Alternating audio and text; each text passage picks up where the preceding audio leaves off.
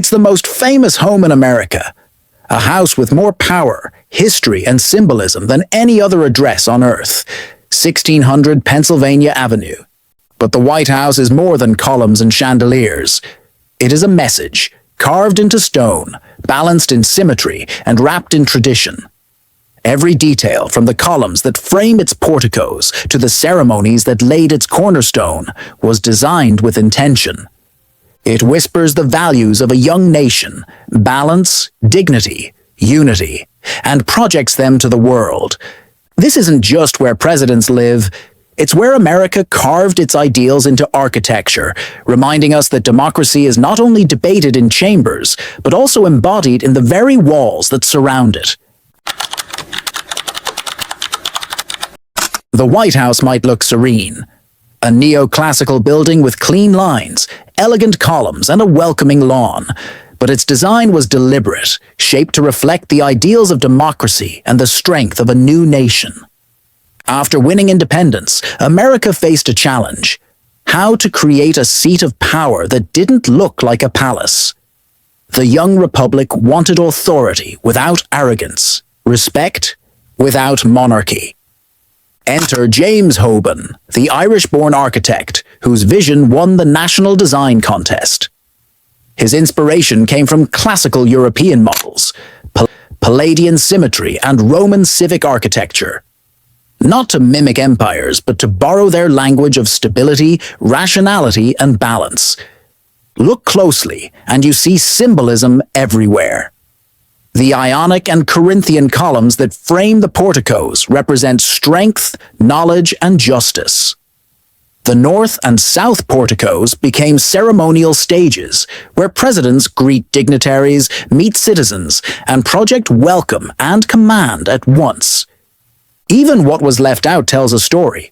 Unlike many European seats of power, the White House has no dome or towering spire. Domes were associated with monarchies and cathedrals. Instead, the White House's flat roofline spoke of humility, grounding the president's home as a house among the people, not above them. The symmetry itself was symbolic. Equal wings, balanced proportions. A message that the new republic sought harmony, control, and unity. In a world ruled by kings, the White House sent a radical message. America's leader does not rule from a throne, but governs from a house. A people's house. On October 13th, 1792, a ceremony took place that fused architecture with tradition. President George Washington himself laid the cornerstone of the White House.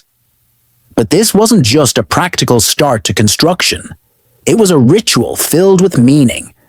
Washington was a lifelong Freemason, and the ceremony followed Masonic traditions that emphasized wisdom, strength, and beauty. Corn, wine, and oil were used as symbolic offerings, nourishment, joy, and peace.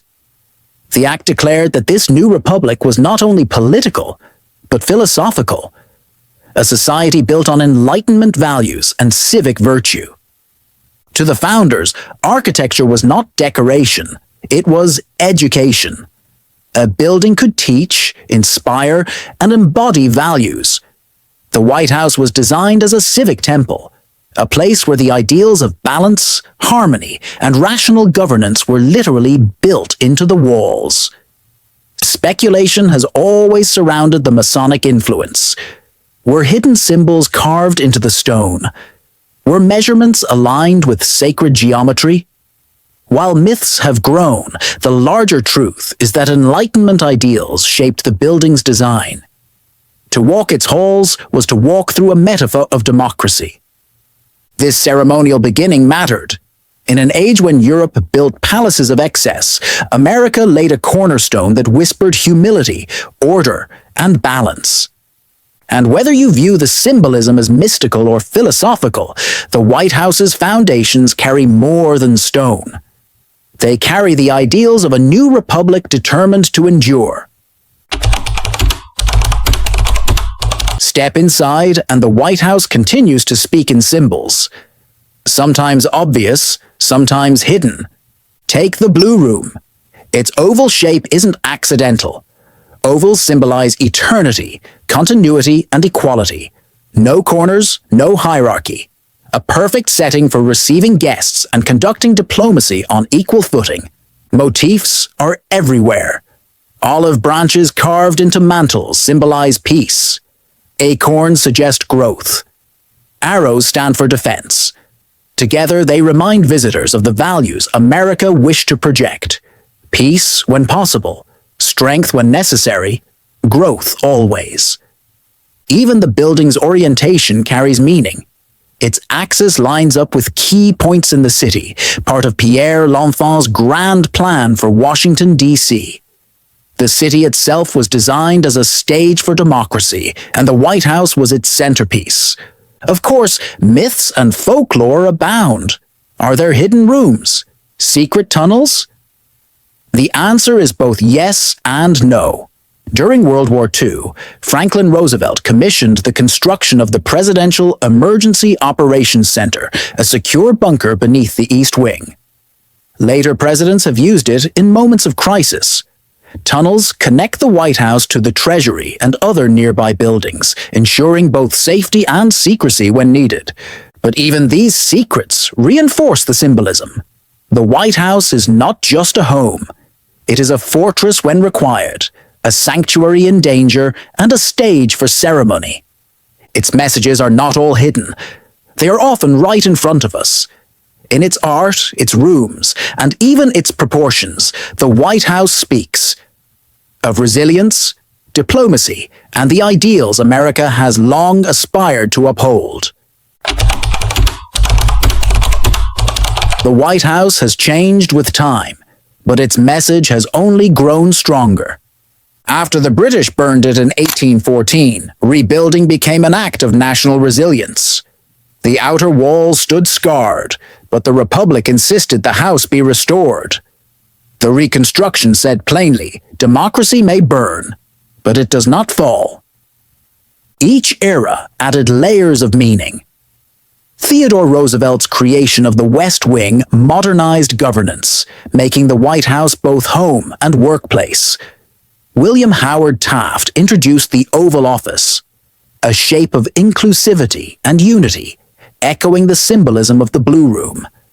Franklin Roosevelt expanded the West Wing and gave radio fireside chats from its rooms, binding the nation in moments of crisis. Jackie Kennedy transformed it into a cultural museum, curating art that reflected America's identity. Even today, the White House remains both private and public. Children tour its rooms. World leaders walk its halls. Families celebrate Christmas under its trees. And presidents continue to add their own chapters to its story. The building endures because it is not static.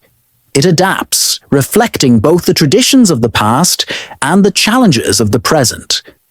In every stone and every renovation, the White House continues to say, this is a democracy that grows, survives, and aspires.